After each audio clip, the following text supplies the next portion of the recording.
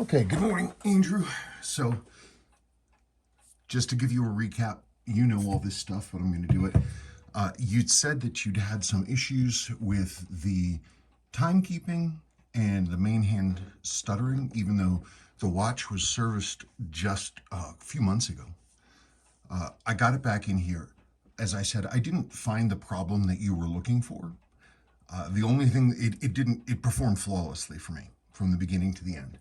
The only thing that I found when looking at it is that some of the screws for the anti-magnetic plate on the back, well, they weren't loose, but they could have been a little tighter. And it's possible with temperature changes, but whatever.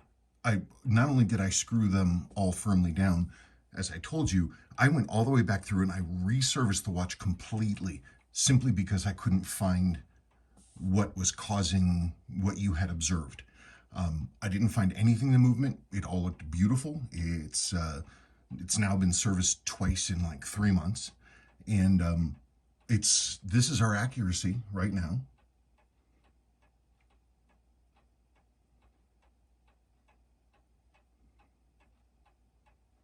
Yeah, there shouldn't be any problems with this watch. I've never ever had a 7A come back this close after service with these problems, especially with timekeeping not working. That I almost never see unless there's a dead coil, or the watch has been badly rusted or something. But of course, this watch has never ever been badly rusted. Never had any rust in it. Never had any water. So I'm hoping that whatever you saw happen doesn't reoccur. I don't know how it could. There's literally nothing that could do that. So I don't know. We'll see. I definitely went through it 100%. Everything's checked, everything's timed, everything's adjusted. There are no problems anywhere. So I'll get this back out for you, and that is the end of that. Thank you.